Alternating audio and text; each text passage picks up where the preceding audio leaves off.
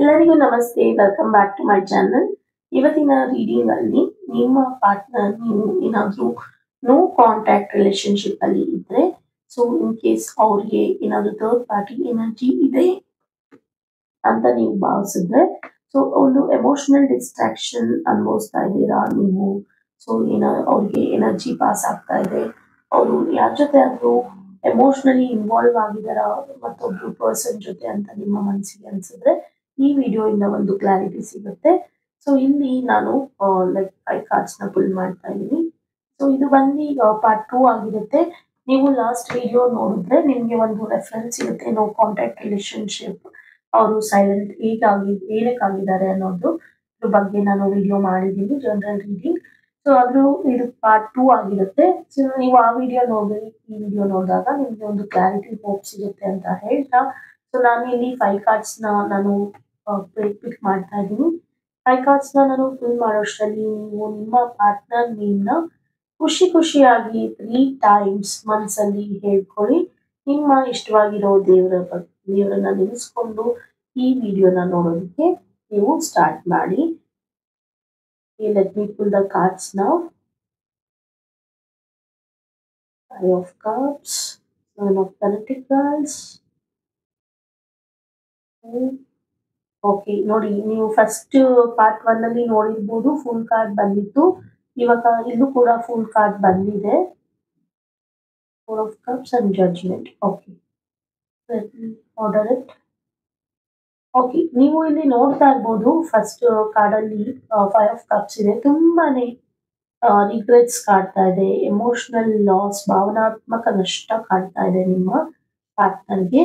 So ಈ card ನಿಮ್ಗೆ indicate ಮಾಡ್ತಾ ಇದೆ ನಿಮ್ಮ ಪರ್ಸನ್ ಎಮೋಷನಲಿ ಪ್ರಾಸೆಸ್ ಮಾಡ್ಕೊಳ್ತಾ ಇದ್ದಾರೆ. ಇನ್ನ ಆ ಪಾಸ್ಟ್ ಪೇನ್, ನಿಮ್ಮ ಜೊತೆ ಕಳೆದಂತ ಕ್ಷಣಗಳಾಗಿರ್ಬೋದು, ಇಲ್ಲ ಮನಸ್ಸಿಗಾಗಿರೋ ನೋವುಗಳಾಗಿರ್ಬೋದು, ಹಿಂದಿನ ನೋವು ಆಗಿರ್ಬೋದು, ವಿಷಾದವನ್ನು ಇನ್ನ ವ್ಯಕ್ತಪಡಿಸ್ತಾ ಇದ್ದಾರೆ. ನಿಮ್ಮ ಕನೆಕ್ಷನ್ ಅಲ್ಲಿ ಒಂದು ಅನ್ರಿಸಾಲ್ವ್ಡ್ ಇಶ್ಯೂ ಹೆಚ್ಚಾಗಿ ಕಾಣಿಸ್ತಾ ಇದೆ. ಇಲ್ಲಿ ಅದು ಬಲವಾಗಿ ಒಂದು ಗ್ರೋತ್ ನ ಪಡ್ಕೊಳ್ತಾ ಇದೆ. ಬಹುಶಃ ನಿಮ್ಮ ಒಂದು ರಿಲೇಶನ್ಶಿಪ್ ಅಲ್ಲಿ ಯಾವ್ದಾದ್ರು ಮಿಸ್ಅಂಡರ್ಸ್ಟ್ಯಾಂಡಿಂಗ್ ಆಗಿತ್ತಾ, ಇಲ್ಲಾಂದ್ರೆ ನಿಮ್ಗೆ ಏನಾದ್ರೂ ಮನಸ್ಸಿಗೆ ನೋವು ಆಗಿತ್ತಾ ಇತ್ತು, ನೀವು ಇಲ್ಲಾಂದ್ರೆ ಅವರಿಗೆ ಯಾವ್ದಾದ್ರು ವಿಚಾರಕ್ಕಾಗಿ ಅನ್ನೋದನ್ನ ನೀವು ಯೋಚನೆ ಮಾಡ್ಬೇಕಾಗುತ್ತೆ. ಇಲ್ಲಿ deep emotional involvement with someone else ಅಂತ ನಾವು ನೋಡೋದಾದ್ರೆ, ಯಾರ ಜೊತೆ ಆದ್ರೂ ನಮ್ಮ ರಿಲೇಶನ್ಶಿಪ್ ಅಲ್ಲಿ ಮೂರನೇ ವ್ಯಕ್ತಿ ಮೇಲೆ ನನ್ನ ಪಾರ್ಟ್ನರ್ ಏನಾದ್ರೂ ಡೀಪ್ ಇನ್ವಾಲ್ವ್ಮೆಂಟ್ ಎಮೋಷನಲಿ ಆಗಿ ಕನೆಕ್ಟ್ ಆಗಿದಾರಾ ಅಂತ ನೋಡಿದ್ರೆ, ಅವರು ಎಮೋಷನಲಿ ಸ್ಟಕ್ ಆಗಿದ್ದಾರೆ. ಒಂದು ಗಿಲ್ಟ್ ಕಾಡ್ತಾ ಇದೆ ಅವ್ರಿಗೆ, ಒಂದು ಸ್ಯಾಡ್ನೆಸ್ ಆಗಿರ್ಬೋದು, ಸಾರೋ ಆಗಿರ್ಬೋದು ಕಾಣಿಸ್ತಾ ಇದೆ. ಇಲ್ಲಿ ಥರ್ಡ್ ಪಾರ್ಟಿ ಇನ್ವಾಲ್ವ್ಮೆಂಟ್ ಪಾಸ್ಟ್ ಅಲ್ಲಿ ಇರ್ಬೋದು, ಬಟ್ ಇವಾಗ ಅವ್ರಿಗೆ ಅದು ರಿಗ್ರೆಟ್ ಆಗಿದೆ. ಅವ್ರಿಗೆ ಯೋಚನೆ ಆಗಿದೆ, ನಾನು ಏನಕ್ಕೆ ಆ ಥರ ಥರ್ಡ್ ಪಾರ್ಟಿ ಇನ್ವಾಲ್ವ್ಮೆಂಟ್ ಆದೆ, ನನ್ನ ಚೆನ್ನಾಗಿರೋ ಸಂಬಂಧನ ನಾನು ನನ್ನ ಕೈಯಾರೆ ನಾನು ಹಾಳು ಮಾಡ್ಕೊಂಡೆ ಅಂತ ಅವ್ರಿಗೆ ತುಂಬಾ ಮನಸ್ಸಿಗೆ ಬೇಜಾರಾಗ್ತಾ ಇದೆ, ನೋವು ಉಂಟು ಮಾಡ್ತಾ ಇದೆ, ತುಂಬಾ ಅದು ಎಫೆಕ್ಟ್ ಆಗ್ತಾ ಇದೆ ಅವ್ರಿಗೆ. ಇವಾಗ ನಿಮ್ಮನ್ನ ತುಂಬಾ ಮಿಸ್ ಮಾಡ್ಕೊತಾ ಇದ್ದಾರೆ. ಬಟ್ ಈಗ ಕರೆಂಟ್ ಸಿಚುವೇಶನ್ ಅಲ್ಲಿ ಯಾವುದೇ ತರ ಥರ್ಡ್ ಪಾರ್ಟಿ ಜೊತೆ ಅವರು ಒಂದು ಎಂಟರ್ಟೈನ್ ಮಾಡ್ತಾ ಇಲ್ಲ. So energy is not open for love right ನಾವ್ ಅಂತ ಬರ್ತಾ ಇದೆ. ಇಲ್ಲಿ ಅವರ ಎನರ್ಜಿ ಏನಾಗಿದೆ, ಅವರು ಥರ್ಡ್ ಪಾರ್ಟಿ ಜೊತೆ ಅವರು ಇವಾಗ ಲೈಕ್ ಆಕ್ಟಿವ್ ಆಗಿ ಇಲ್ಲ. ತುಂಬಾನೇ ಭಾರ, ಮನಸ್ಸಲ್ಲಿ ನೋವು ಹೆಚ್ಚಾಗಿ ಕಾಣಿಸ್ತಾ ಇದೆ. ಸೊ ನಿಮ್ಮ ರಿಫ್ಲೆಕ್ಷನ್ಗಾಗಿ ನಿಮಗೋಸ್ಕರ ವೇಟ್ ಮಾಡ್ತಾ ಇದ್ದಾರೆ. ಸೊ ತುಂಬಾನೇ ಅಬ್ಸರ್ವ್ ಫೇಸ್ ಅಲ್ಲೂ ಇದ್ದಾರೆ ಅಂತ ಹೇಳ್ಬೋದು. ಒಂದು ಲಾಂಗ್ ಟರ್ಮ್ ವ್ಯೂ ಅಲ್ಲಿ ನೋಡಿದ್ರೆ ನಿಮ್ ಬಗ್ಗೆ ಯೋಚನೆ ಮಾಡ್ತಾ ಇದ್ದಾರೆ.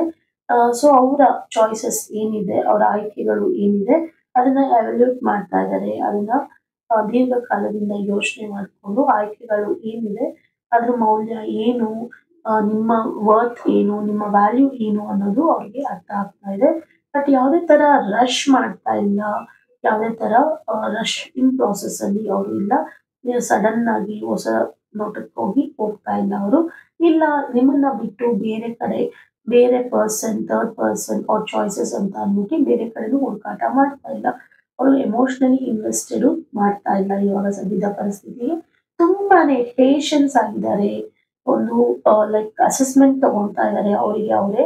ಏನು ನನ್ನಿಂದ ಕೊರತೆ ಆಯಿತು, ನನ್ನಿಂದ ಗಿಲ್ಟ್ ಯಾಕಾಯಿತು, ರಿಗ್ರೆಟ್ ಯಾಕಾಯಿತು, ನನಗೆ ಯಾಕೆ ಈ ತರ ಆಗ್ತಾ ಇದೆ, ನನ್ನ ಫ್ಯೂಚರ್ ನನ್ನ ಮುಂದಿನ ಜೀವನದ ಕತೆ ಏನು, ನಾನು ಹೇಗೆ ಇರ್ಬೋದು ನಿಮ್ಮನ್ನ ಬಿಟ್ಟು. ಏನಕ್ಕಂದ್ರೆ ಅವ್ರಿಗೆ ಆಲ್ರೆಡಿ ರಿಯಲೈಸ್ ಆಗಿದೆ.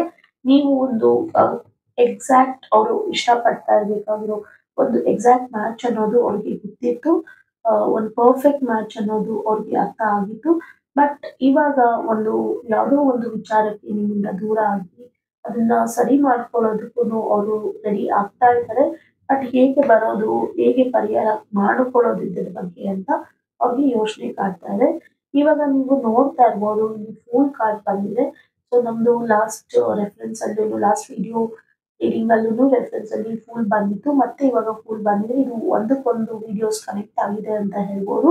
ಇಲ್ಲಿ ಟೆಂಪರರಿ ಡಿಸ್ಟ್ರಾಕ್ಷನ್ ನಿಮಗೆ ತುಂಬಾ ಹೆಚ್ಚಾಗಿ ಕಾಣಿಸ್ತಾ ಇದೆ ನಿಮ್ಮ ಪಾರ್ಟ್ನರ್ಗೆ ನಿಮ್ಮ ಮೇಲೆ. ಸೊ ಅದರಿಂದ ಅವರು ಯಾವುದೇ ಡಿಟ್ಯಾಚ್ಮೆಂಟ್ಸ್ ನ ಇಟ್ಕೊಂಡೇನೆ ಅವರು ತುಂಬಾನೇ ಎಮೋಷನಲ್ ಭಾರವನ್ನು ಹೊಂದಿದ್ದಾರೆ. ಆದ್ರಿಂದ ಅವರು ಎಲ್ಲೋ ಒಂದ್ ಕಡೆ ಹೋಗಿ ನಾನು ರಿಸ್ಕ್ ಇಲ್ದೇನೆ ಆರಾಮಾಗಿದ್ದು ನನ್ನ ಎನರ್ಜೀಸ್ನೆಲ್ಲ ಚಾರ್ಜ್ ಮಾಡ್ಕೋಬೇಕು. ಒಂದು ಥರ್ಡ್ ಪಾರ್ಟಿ ಇನ್ವಾಲ್ವ್ಮೆಂಟ್ ಅಲ್ಲಿ ಅವರು ಏನ್ ಜರುಗಿದ್ರು ಅದು ಯಾವುದೇ ತರ ಸೀರಿಯಸ್ನೆಸ್ ಇರಲಿಲ್ಲ ಅವ್ರಿಗೆ.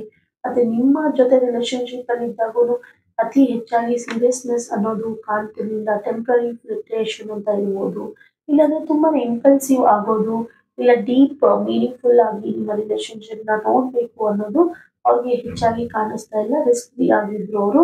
ಯಾವುದೇ ತರ ಕಮಿಟ್ಮೆಂಟ್ ಪಾಯಿಂಟ್ಗೆ ಬರ್ತಾ ಇರ್ಲಿಲ್ಲ. ತುಂಬಾ ಎಮೋಷನಲ್ ರಿಯಾಲಿಟಿ ಅಲ್ಲಿ ತುಂಬಾ ಗ್ರೌಂಡ್ಸ್ ಅಲ್ಲಿ ಯೋಚನೆ ಮಾಡ್ತಾ ಇದ್ರು, ಇಂಟ್ರಾಕ್ಷನ್ ಮಾಡ್ತಾ ಇದ್ರು. ಆದ್ರಿಂದ ಅವ್ರಿಗೆ ನಿಮ್ಮ ಜೊತೆ ಎಮೋಷನಲ್ ಡಿಸ್ಕನೆಕ್ಷನ್ ಆಗಿತ್ತು. ಆದ್ರೆ ಇವಾಗ ಅವರು ಒಂದು ಸೀರಿಯಸ್ ಆಗಿ ನಿಮ್ಮ ಬಗ್ಗೆ ಯೋಚನೆ ಮಾಡ್ಬೇಕು ಅಂತ ಇದ್ದಾರೆ. ಏನು ಎಮೋಷನಲ್ ಡಿಸ್ಇಂಟ್ರೆಸ್ಟ್ ತೋರಿಸಿದ್ರು ನಿಮ್ಮ ಮೇಲೆ, ಒಂದು ಯಾವ್ದ್ರ ಮೇಲೂ ಆಸಕ್ತಿ ಇಲ್ದಂಗೆ ಬೇಸರವಾಗಿ ವ್ಯಕ್ತಪಡಿಸ್ತಾ ಇದ್ರು. ನೀವು ಮಾತಾಡ್ತಾ ಇದ್ರು ಅದ್ರ ಬಗ್ಗೆ ಕಿವಿಗೆ ಓದ್ತಾ ಇರ್ಲಿಲ್ಲ. ಒಂಥರ ಏನೋ ಒಂದು ಈಗೋಸ್ಟಿಕ್ ಕ್ಯಾರೆಕ್ಟರ್ ಕ್ಯಾರಿ ಮಾಡ್ತಾನೆ ಇದ್ರು. ಬಟ್ ಫುಲ್ಲಿ ನಿಮ್ ಮೇಲೆ ಅವರು ಪ್ರೀತಿನ ಇವಾಗ ಎಕ್ಸ್ಪೆಕ್ಟ್ ಮಾಡ್ತಾ ಇದ್ದಾರೆ. ಬಟ್ ಹೇಗೆ ನಿಮ್ಮನ್ನ ರೀಚ್ ಆಗೋದು ಅನ್ನೋದು ಕೂಡ ಅವ್ರಿಗೆ ಪ್ರಶ್ನೆ ಆಗಿದೆ. ಸೊ ಇವಾಗ ಅವ್ರಿಗೆ ಬೇರೆಯವ್ರು ಯಾರಾದ್ರೂ ಪ್ರೀತಿ ತೋರ್ಸೋದಕ್ಕೆ ಬಂದ್ರೆ ಅದರಿಂದ ಅವರು ದೂರ ಇದ್ದಾರೆ. ಯಾವ ಪ್ರೀತಿನೂ ಅಕ್ಸೆಪ್ಟ್ ಮಾಡ್ತಾ ಇಲ್ಲ. ಯಾರಾದ್ರೂ ಎಮೋಷನಲಿ ಮಾತಾಡಿದ್ರು ಕೂಡ ಇನ್ವಾಲ್ವ್ ಆಗ್ತಾ ಇಲ್ಲ. ಎಲ್ಲಾನು ಬೇಡ ಅಂತ ಡಿಸ್ಟೆಂಟ್ ಅಲ್ಲಿ ಕ್ಲೋಸ್ ಆಫ್ ಸಿಚುವೇಶನ್ ಅಲ್ಲಿ ಅವ್ರು ಇದ್ದಾರೆ. ಒಂದು ಪಾಸಿಬಲಿ ಇದು ಒಂದು ಹಳೆ ಪೇನ್ ಏನಿದೆ, ಇಲ್ಲಾಂದ್ರೆ ಕನ್ಫ್ಯೂಷನ್ಸ್ ಏನಿದೆ ಅದು ಹೆಚ್ಚಾಗಿ ಕಾಣಿಸ್ತಾ ಇದೆ. ಎಮೋಷನಲಿ ಸ್ಟಕ್ ಅಂತೀವಲ್ಲ, ಸೊ ಅದು ಅವರು ಈ ಸಿಚುವೇಶನ್ ಅಲ್ಲಿ ಅನುಭವಿಸ್ತಾ ಇದ್ದಾರೆ. So realisation and inner calling ಖಂಡಿತ ಆಗುತ್ತೆ. ಅವ್ರಿಗೆ ಒಂದು ಇನ್ನರ್ ಕಾಲಿಂಗ್ ಅವ್ರ ಮನಸ್ಸಿನಲ್ಲಿ ಒಂದು ಇದು ಇವಾಗ ದೂರ ಇರೋದ್ರಿಂದ ಅವರು ಯೋಚನೆ ಮಾಡ್ತಾರೆ. ಅವ್ರಿಗೆ ಸ್ಪಿರಿಚುವಲ್ ಅವೇಕನಿಂಗ್ ಆಗುತ್ತೆ. ಆವಾಗ ಅವ್ರಿಗೆ ಜಡ್ಜ್ಮೆಂಟ್ಗೆ ಬರ್ತಾರೆ. ಅವರ ರಿವ್ಯೂ ಮಾಡ್ತಾರೆ. ಅವರ ಚಾಯ್ಸಸ್ ಏನಾಗಿರ್ಬೇಕಿತ್ತು, ನಿಮ್ಮ ಪ್ರೀತಿ ಎಂದರು, ನೀವೇನಕ್ಕೆ ಅವ್ರ ಲೈಫಲ್ಲಿ ಇರಬೇಕು ಅನ್ನೋದು ಅವ್ರಿಗೆ ಅರ್ಥ ಆಗುತ್ತೆ. ಸೊ ಫೈನಲ್ ಆಗಿ ನೋಡಿದ್ರೆ ನಾವು ನಿಮ್ಮ ಪಾರ್ಟ್ನರ್ ಟ್ರೂ ಫೀಲಿಂಗ್ಸ್ ಅಲ್ಲಿ ಅವರು ಎಮೋಷನಲಿ ಯಾರ ಜೊತೆನೂ ಇನ್ವಾಲ್ವ್ ಆಗಿಲ್ಲ. ಥರ್ಡ್ ಪಾರ್ಟಿ ಕನೆಕ್ಟಿವಿಟಿಯಲ್ಲಿ ನೋ ಅಂತಾನೆ ಹೇಳ್ಬೋದು. ಯಾರಿಗೂ ಕಮಿಟೆಡ್ ಆಗಿಲ್ಲ.